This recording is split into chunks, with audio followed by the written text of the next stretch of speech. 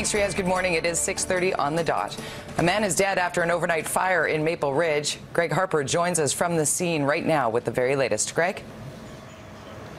Good morning, Jody. The fire happened here on 207A Street in Maple Ridge. Maple Ridge Fire Department remains on the scene, and they actually still have a hose out here just in case this fire starts up again.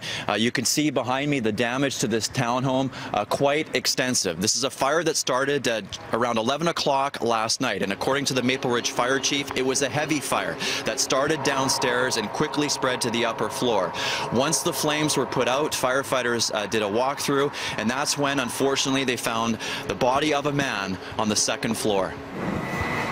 Heavy fire on the downstairs that extended to the second floor. Crews responded to a structure fire tonight in this townhouse complex on 207.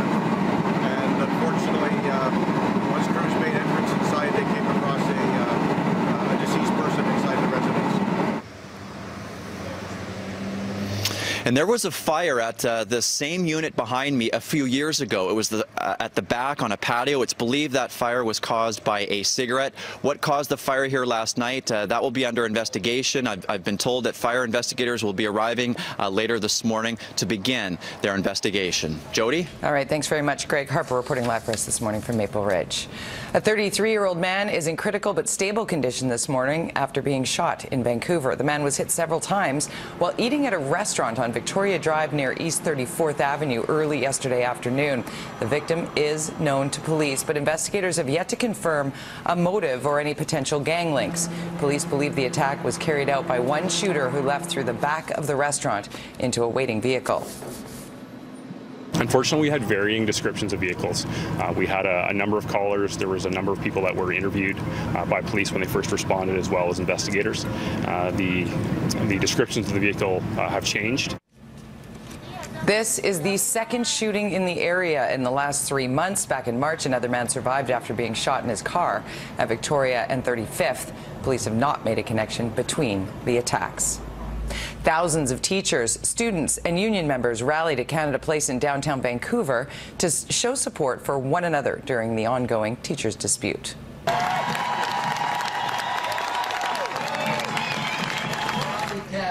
Several teachers have said they are not happy with how the dispute is being portrayed. They also want to send a message that teachers deserve a fair deal and kids deserve better support. Organizers say we can expect to see more rallies in the coming weeks if the strike drags on. So how long will this strike drag on? The BCTF is calling for veteran mediator Vince Reddy to step in. The government says it's open to the idea, but the two sides are still too far apart. The education minister used a chart to show the BCTF's wage and benefits demands alone are twice the average increase for other public sector unions. The minister says the hundreds of millions of dollars more the union is asking for to address class size, composition, and retroactive grievances would put the government into a deficit. When we finally got the full response from the BCTF on Wednesday, and when we looked at the numbers that they had filled in the blanks that they hadn't had there before, it is unaffordable. It is well into the $2 billion range. That is not affordable for the taxpayers of British Columbia. Teachers have led the way with big moves. Calling for mediation is an important step that says we are serious about getting a deal by June 30th. Transit police are giving passengers a new tool in the hopes of cracking down on crime across the system.